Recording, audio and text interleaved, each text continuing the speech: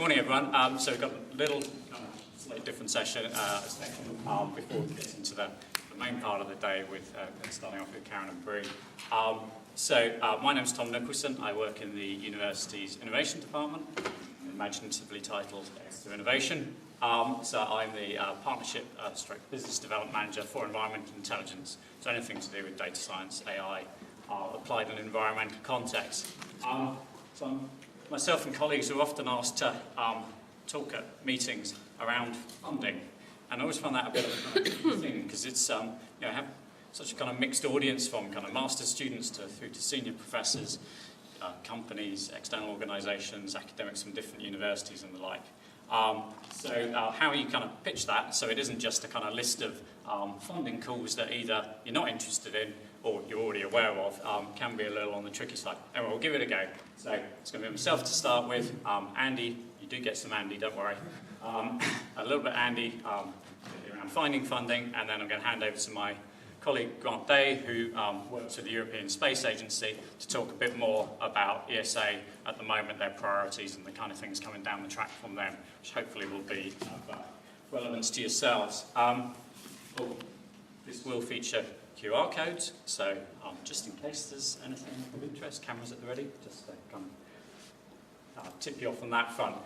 Okay, so having said that, I wouldn't put anything about funding calls, I just thought I'd put something, for old time's sake, around the kind of ways that in the EA space, and more kind of generally around this sort of stuff, you might be able to look for, I don't know, different ways of funding rather than, I put a UKRI one at the top corner, but different ways of accessing resources to support your research. We have emerging areas. The university is engaging with a bit around ARIA, the UK's Advanced Research Innovation Agency. There's some stuff going on around tipping points and the Escaping Our Planet side of things. You have government departments, such as DEFRA in this case, with particularly targeted programs that often have EO-type components to them. If you're interested in or are working with particular sectors, such as the water industry or the energy sector, then often the regulators have quite substantial pots of innovation-related funding that you can access through working with organisations. EO can often be an important component of how they're trying to understand that space. We should, hopefully next week, learn more about the current government's industrial strategy. Digital, as you can imagine, is threaded through that, as is clean energy, but with an ongoing commitment to climate resilience, net zero and the like. Again, these are in the broadest sense, there may be some relevance to that for yourselves. And of course, there's now some kind of much more sort of the big tech organisations are starting to play in this space in terms of funding research, either directly or through more philanthropic routes, and ESA, Grant will speak to shortly. So rather than giving you a lot of information, I thought, well, if you are interested in understanding more about this kind of space, what are the ways you can actually take that forward? Put myself on the right, so please do talk to me whoever you are.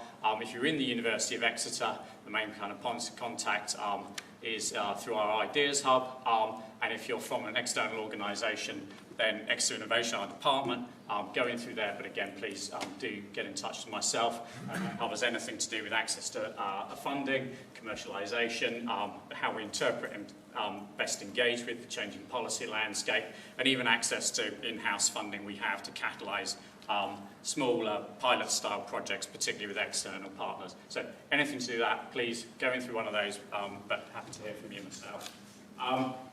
We did trail this on Wednesday morning, Wednesday lunchtime. Hal mentioned the new Centre for Environmental Intelligence that will be soft launched at the end of this month. There's a big to-do list with to the website with my name next to it at the moment, which we need to get in place first. But this is very much bringing together all the activity that happens already within the university, from doctoral training to master's programmes, to working with partners under one roof. These are our kind of vision. We hope it to be I want it to be a hopeful, solution-orientated. We want it to excellent research, of course, and we want to save the planet. So those are kind of big mission statements. Anyway, ML4EO is a key component of that, and how we develop the community in that space. We are going through the scoping stage at the moment. In fact, we'll be in Penryn on Tuesday. So if anyone is based in Penryn and not already signed up to that Tuesday afternoon, Hal and I will be running a workshop to really kind of help scope so what we're putting together and how we run the centre really works for the academic community. Equally, there'll be an external advisory group we're putting together to really kind of help steer us and interface better with the non-academic world. So please do join our Environmental Intelligence Research Network if you're not already part of that. That will keep you up to speed with this, but also anything to do with events, opportunities, funding calls, you name it, that's relating to environmental intelligence. If you're not already part of that, please do join us. And on that note, I will hand over to... Thank you, Tom. So this is a quick one. Folks from last year might remember it. Working with several colleagues who have helped me, well, many students and research assistants, we've made this funding finder. It's Exeter-centric. There are awards in there for anybody looking to engage with Exeter in any of the learning communities, degree level stuff, or research programs at any level. Hundreds of awards signposted, from £100 awards up to £10 million awards for any level, any nationality, with lots and lots of folks around the world using it. So just in case that's helpful, if you're educators, make sure you're signposting this to trainees and students as well, because there's lots of stuff in here to help with cost of living and things for lots of different ways and pathways. And with that, over to Grant.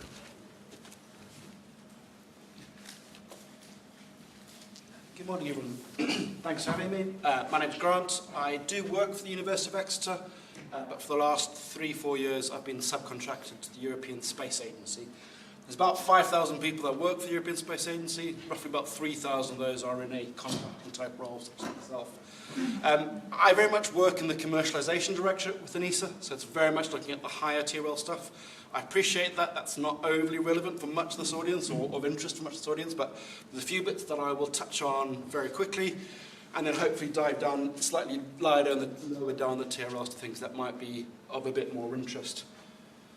So touching on our work, all of our information's at the top there, business.esa.int. These are all of our active calls. One thing I would quite like to highlight is if you go onto that business.esa.int page, if you go to the portfolio, you can then filter by EO and then by your domain area. And I would encourage you to do that just to see the sorts of things. Anything that we fund is published in that portfolio, and it is worth just having a look at what companies are working on in terms of your domain area, in terms of getting things at the market readiness stage. I'll briefly touch on a couple of these current call opportunities that are relevant for EO. The first one being is the space for hazardous materials. This is one of our kickstarts. So kickstarts are very short 6-month interventions, funded at 80% for €100,000. And these are designed to do that really short, sharp intent evaluation of is something viable. We often label things feasibility studies. I always think what we call feasibility studies is poorly named. This is much more of a viability study. Is there enough value in this for someone to pay for this as a service? And we're particularly interested in anything that covers hazardous substances, so asbestos, heavy metals, chemical pollutants, that sort of thing. Next one is a slightly more big one. This is part of our non-competitive calls. So these are funded at feasibility study or demonstration projects. Our feasibility studies are up to sort of €500,000. Demonstration projects officially have no max amount, but once you go above €2 million, the levels of authorization make it cumbersome and unworthwhile.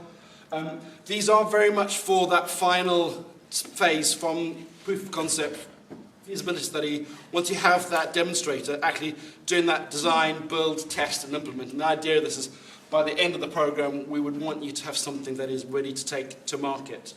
A couple of things that are covering here, and the reason why I thought it would be relevant for this audience is things like crop classification, soil property mapping, that bare soil covering ratios, and things like buffer zones around water zones. As with all of our calls, we don't operate in scope. Because we're at that commercialization phase, we don't want to dictate what we think is interesting. We're way more interested to hear from you to see this is what we think there's a real problem, and we think by solving this problem, someone would want to pay for that as a service. And then slightly more, I guess, relevant, well, similar to this, is in a similar sort of place, so a non-competitive call, looking at coastal resilience to climate change. particularly looking at biodiversity and ecosystem services. Again, we're not overly tied to scope. This is a very broad, we're interested in this theme, and if you've got anything aligned to that, we'd be keen to hear from you. There is a webinar for this particular core coming up next week, 2 weeks' time, on the 3rd of July. I only have a few minutes to talk, so I was going to quickly touch on this. So the FEE labs across Europe are very much a EO innovation program. The UK now does have its own dedicated FEE lab run by the STFC. This is very much orientated towards R&D and early stage, sort of thinking about that TRL2 and above. What they offer is funding, so up to €200,000 to €225,000. Their key theme in this UK-centred FEE lab is around environmental sustainability, and academics and universities are very much in scope and eligible to apply for that.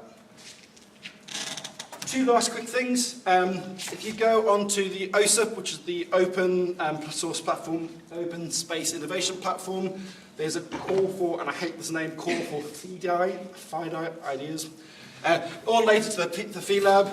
This is quite an extensive program, and my notes, I was hoping my notes would be up, but there's a deadline coming up towards the end of August on this, and I think that's up to £1 million in funding. So do look on the OSIP platform for that call. Just about a minute. So I just wanted to finally touch on the Science Hub and the future EO. So all of ESA's EO science options are run through Esdrun, which is in Frascati, near Rome. So they have the Science Hub there, and I really would encourage you to engage with that, and particularly the future EO program. It is currently in a slight pause. Every 5 years, ESA goes through a ministerial process where they renegotiate the budgets. That sign-off is coming up in November, so what's called the permanently open future EO call is currently not open, which is ironic with that. Only ESA could have a call called that not being open. But that probably will reopen once we go through the ministerial in November, so worth paying attention to that. The other things which I'd encourage you to engage with for the Science Hub is, especially if you're an early researcher, that is where they advertise all the EO-related postdoc roles, as well as all the ESA Living Planet Fellowship roles. So worth paying attention to from that. And that is me. Thank you very much.